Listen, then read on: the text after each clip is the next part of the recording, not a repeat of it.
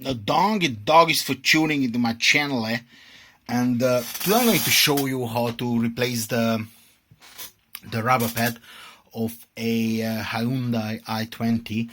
Now, unfortunately, I don't have a mobile phone holder going on here, but this is the situation, and as you can see, it's completely perishing off. It comes off now. I couldn't find any kind of screw to unscrew this unit, and since the battery is absolutely fine, I don't need to do that, but the keypads are completely screwed, and the open button doesn't work at all. I mean, you have to press it with a key or something, which is quite annoying. Now, I purchased those I purchased those on Amazon. The link will be on the description, and there will be also a beer button, so just hit on it and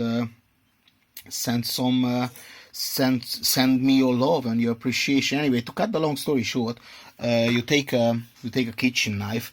I mean, you also can take a screwdriver if you have a small one, and just make sure you take out all the rubber from here.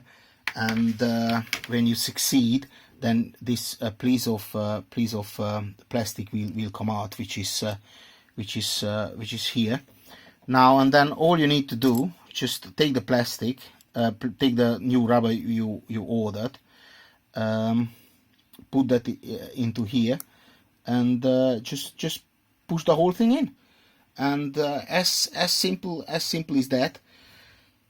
And it's well worth it. It's around $6 for both, and you've got a brand new key set, and the car is worth straight away $200 more.